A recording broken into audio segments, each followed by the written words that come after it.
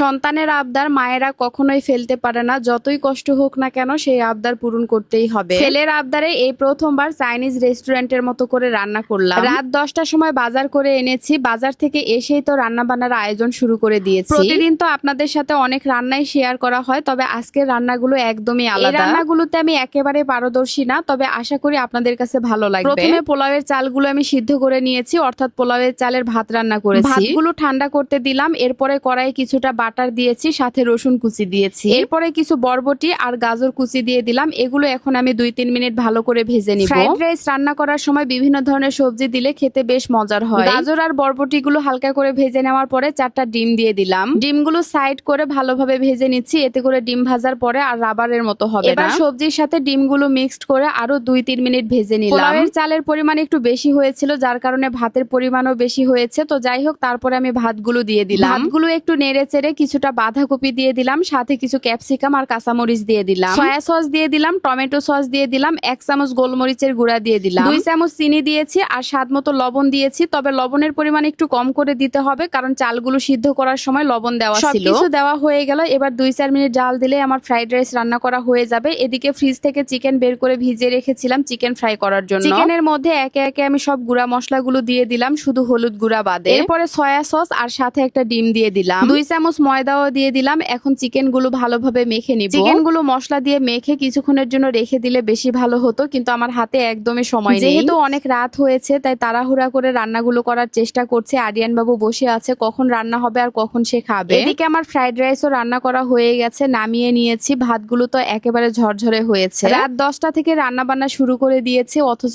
এখন আমার রান্না বান্না শেষই হয়নি। এক পাশে তো চিকেন ফ্রাই ভেজে নিচ্ছি, আর এই পাশে আরেকটা কড়াই বসিয়ে দিয়েছি ভেজিটেবলস রান্না করার জন্য। ভেজিটেবলস রান্না করার জন্য এখানে আমি কয়েক পদের সবজি নিয়েছি, আর সবজিগুলো আগে থেকে সিদ্ধ করে নিয়েছি। কিছু ক্যাপসিকাম দিয়ে দিলাম, আর সাথে বাঁধাকপিও দিয়ে দিলাম। 2 মিনিট সবজিগুলো ভেজে নেওয়ার পরে সাথে কয়েকটা কাঁচামরিচ দিয়ে দিলাম। চিকেনের পানিটা দিতে পারলে বেশি ভালো হতো, তবে এখানে আমি নরমাল পানি ব্যবহার করেছি। তারপরে স্বাদ মতো লবণ দিয়ে দিলাম, 1 চামচ চিনি দিয়ে দিলাম, আর কর্নফ্লাওয়ার গুলে দিয়ে দিলাম। কর্নফ্লাওয়ারের পরিবর্তে যদি ময়দা বা আটা দেওয়া হয় তাহলে কিন্তু হবে না, শুধু কর্নফ্লাওয়ারই দিতে হবে। এতে করে ভেজিটেবলের যে ঝোল সেটা একেবারে ঘন হবে, ঠিক এমনটা হবে। আমার কিন্তু ভেজিটেবল রান্না করা হয়ে গেছে, আর রান্নাটা একেবারে পারফেক্ট হয়েছে। তারপরে নামিয়ে নিলাম। এই খাবারগুলো যতবার খাওয়া হয়েছে রেস্টুরেন্টে গিয়ে খাওয়া হয়েছে, বাসায় কখনো এভাবে রান্নাও করা হয়নি আর খাওয়াও হয়নি। আজকে এভাবে রান্না করার পরে তো রেস্টুরেন্টে গিয়ে আর কখনোই খেতে হবে না, বাসায় এভাবে রান্না করে খাওয়া হবে। আমার রান্না বান্না তো শেষ, আর রান্না বান্না করার পরে প্রথমে আরিয়ান বাবুকে খেতে দিয়েছিলাম, সে তো খেয়ে অনেক খুশি হয়েছে। রান্না করার সময় আমার একদমই মাথাতে ছিল না এতগুলো যে রান্না করলাম, এখন খাবেটা বা কে, কারণ খাওয়ার মতো কেউ নেই। রাত বাজে 1টা, পাশের বাসার ভাবির বাচ্চাগুলো জেগেছিল,